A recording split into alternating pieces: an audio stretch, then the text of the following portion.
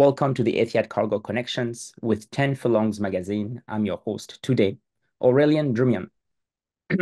Today, we are excited to have Jeremiah O'Dwyer, a rising star in the horse racing world, join us as we discuss his exceptional start to 2024, insights gained from working with renowned figures, of course, and the remarkable journey of the talented Sibelius.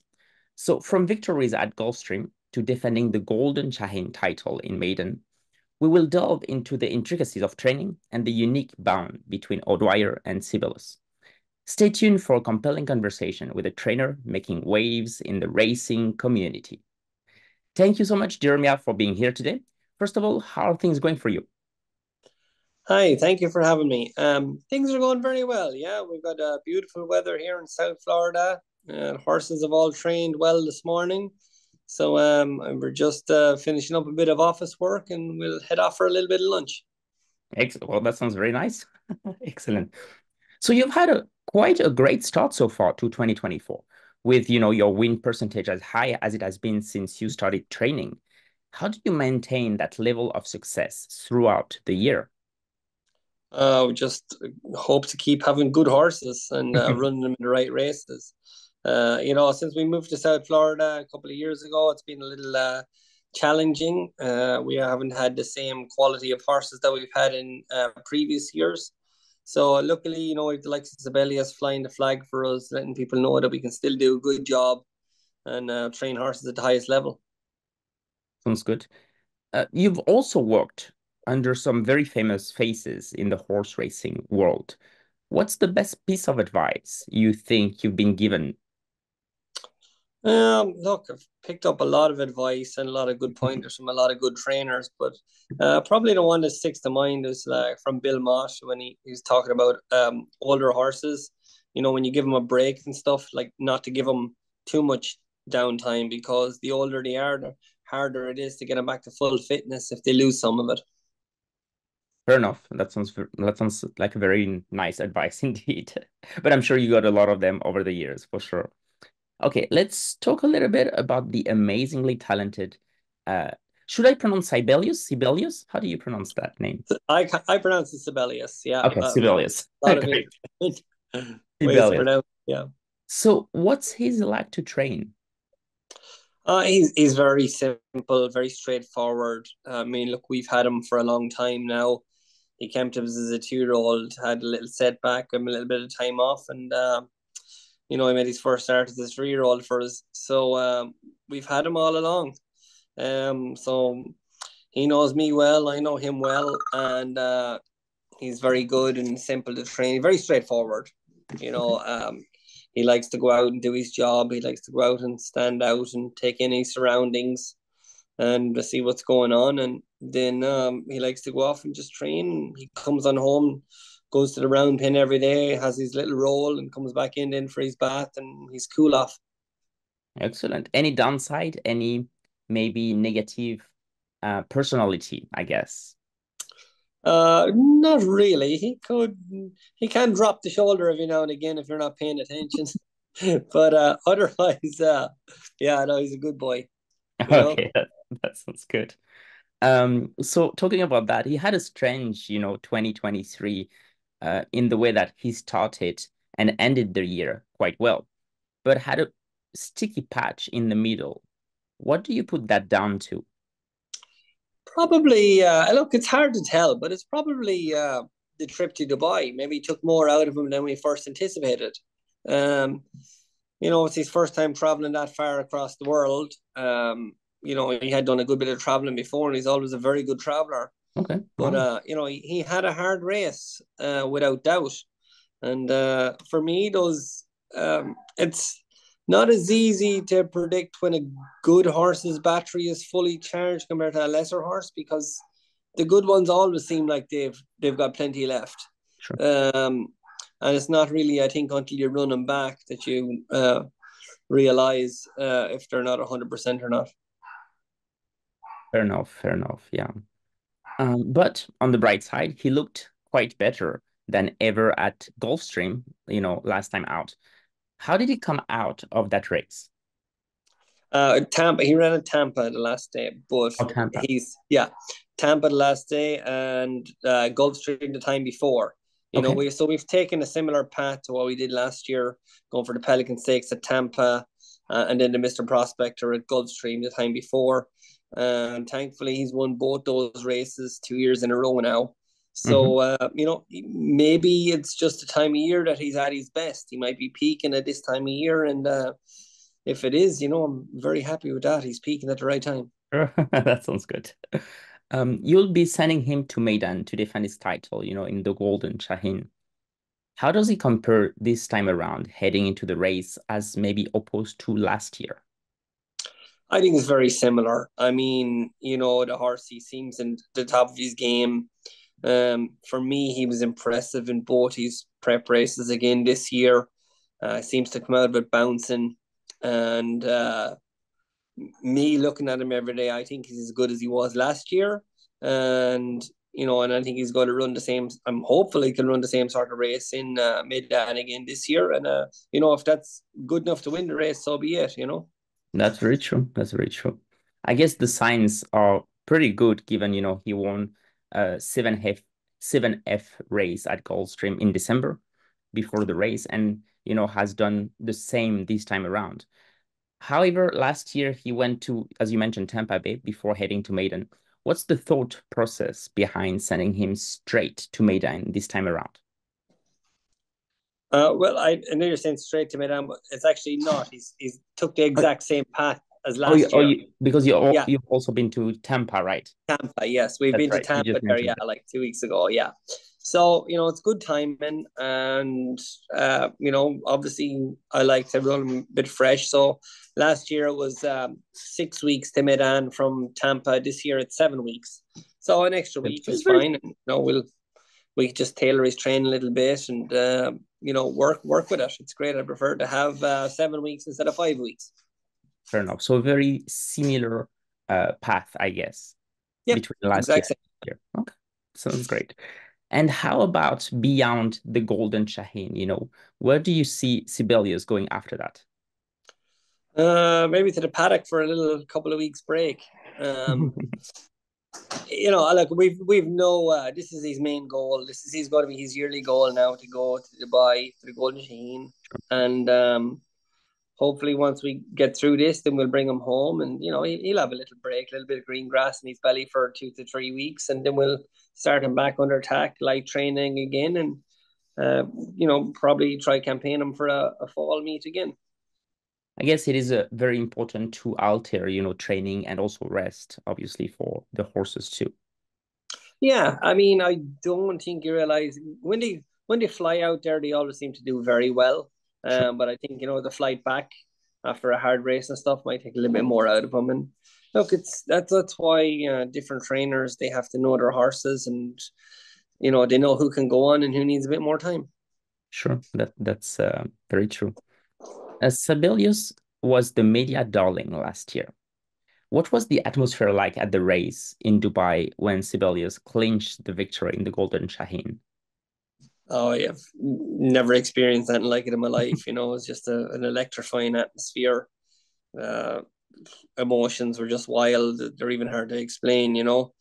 Um, it was something that very hard to explain, and you only understand it kind of when you've been there for a big race like that. Excellent. You mentioned it's hard to explain. Could you share with us maybe three emotions you felt, if you can? uh, Overwhelmed, overjoyed. It's super excited. I mean, Excellent. Thank you. yeah. That's great. And could you share with us any memorable moments, from Sibelius' entire journey last year that maybe stands out to you? Like, I mean, Dubai, they just take such good care of you out there. They're wonderful. We've had so many good experiences and memories, but I think one I really enjoyed was the evening before the race, where myself and my wife and the owners and staff, we all went out for a nice dinner to a nice place down by the beach, and food was excellent. The place was beautiful, and we were just taking it all in, enjoying it. We'd done all we could, and we were all just excited and happy to be there, but in a nice, relaxed manner. So, I mean, that evening was very special. For sure, that's excellent. Yeah. It's important to mix, I guess, work, training, family, team, also team efforts. It's a lot of team efforts, especially in this industry. Sure. Yes, exactly. We can't do it all alone. I mean, I gallop him a bit there now myself and breeze him a bit, but like Junior will come in and breeze him a little bit. So look, it's a big effort. I can't be there 24/7. We've got a great staff that's been with us for a long time. He's got a great great crew around the barn. None of the horses want for anything, and I feel I'm able to rest easy at night when I go home, knowing that everyone is taken care of.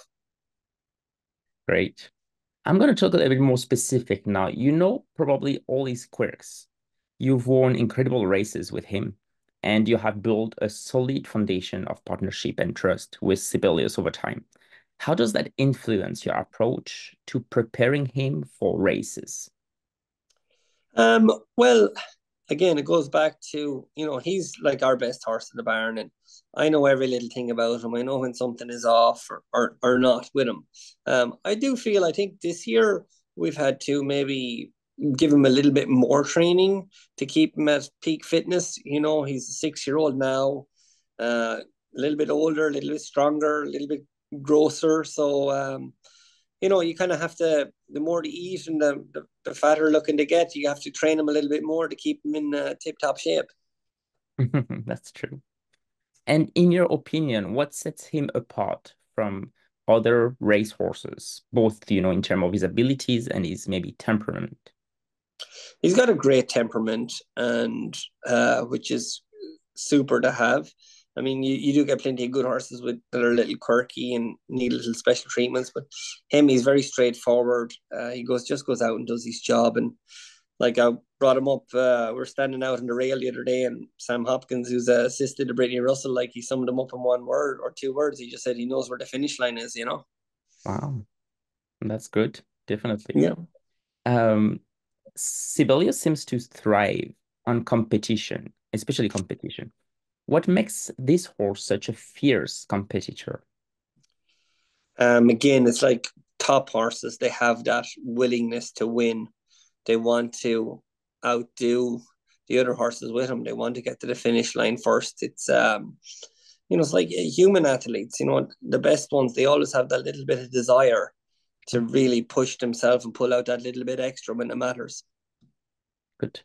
You mentioned he traveled quite a lot. You mentioned also it was his first trip abroad, I guess, to Dubai, right? Yes, yeah. Does Sibelius have any travel rituals or quirks? How do you help him adjust to new environment so quickly? Again, it's just his mentality is very good. He goes, even when he went to Dubai, he just went out over there easy, settled in super quick. He gets hand raised, walked, and stuff like that. And he's just he's in a he's got a good head on his shoulders. So he's very good mentally. He doesn't take a lot of mollycoddling or have to baby him too much. He's just the ultimate professional. So his personality itself is kind of, well, makes it very easy, I guess, for you to move him to different places. For sure. And especially look, he's a 5-year-old, he's been around. It's not like he's a 2 or 3-year-old that's lightly raced and not well traveled and well versed. He's everything, he's traveled all over the country, here in America. He's been everywhere, and he'd nearly do anything but drive the van for himself. Good. The Golden Shaheen is your next target. Are there any specific horses you are most excited or nervous to have, Sibelius compete against? I'm sure you do. Nervous no, but respectful yes. Okay, I okay, mean, fair enough. there's going to be some great competition there. Like, they give away a lot of money. A lot of people are going to be going there in peak condition, you know, um, and some top trainers from all over the world are going to be competing there. And they're not going to be sending a horse there half cooked. They're going to have them ready to roll, and the local trainers as well, they've they can all do the job at the top level, and we're all doing the same thing, trying to get our horse there in peak condition on the day to give produce the best version of the horse on the day. So I'm not going to worry about them. I'm just going to worry about getting my horse there in the condition I can get him in. And if that's good enough to go and win the race, great. Well, that's true. That's true. At the end of the day, that's what you got to do. Yes. And beyond Dubai, do you have any long-term goals in mind for him? Like what other major races would you like him to compete in? Look, obviously, you'd love to get him one day to the Breeders' Cup here in America one day, but we're just we're mindful of him. It's all about him when he's ready to go. I mean, Dubai was such an experience last year. I'd love to, and he's just a 6-year-old gelding, very sound, very durable. So we'll keep trying to get him to do back for as long as he will let us and be willing to go. And it'd be a great feat even to get him to 3 Golden Shaheens. If you could do that, I'd be absolutely delighted. And to win 3 of them would be something special. And now, win or lose in Dubai, if you could write the final chapter of Sibelius' story, what kind of lasting impact would you envision for him? Well, like go back to my last answer. I'd love to see him being a 3-time winner of the Golden Shaheen. That'd be something super. 2-time winner would be fabulous. And hopefully he could, you know, give a good account of himself this year. And once he's happy, healthy, well, and willing to do things, we'll run him and tailor his schedule to get him to where we think the best opportunities are for him. And and then when he says to us that he doesn't want to do it anymore, he's going to have a great retirement with the owners. Or my wife seems to be perking up there at the thought of him retiring and having another horse. But look, hopefully he'll be around for another couple of years Sure. at least. And like I said, once he's willing to do it, and once the owners are willing to keep him going, we'll stay going with him. If you were to win Dubai, would you all do you already have planned for a winning party? No, Not but yet. one could be put together fairly quickly. Okay, okay. Very well. And finally, on to the last question. Do you have any other horses, our readers should look out for this year? A couple of nice 3-year-olds unraced. Maybe there's one there called it's Bourbon 30. He could Mm, be a nice horse for later in the year. Big 3-year-old by Outwork. So yeah, there's a couple there to look forward to. He'd probably be at the top of the list at the moment. excellent. Well, Jeremiah, thank you so much for today. That was great. I hope you enjoyed the interview. I did, Aurelian. Thank you very much. It was very pleasurable. You do a good job. And I hope we can have another one after Dubai. Let's see. That'd be great. I That'd be look great. forward to that one even more. For sure, for sure. Thank you so much. Have a good rest of your day. All right. Bye bye. Thanks. Bye.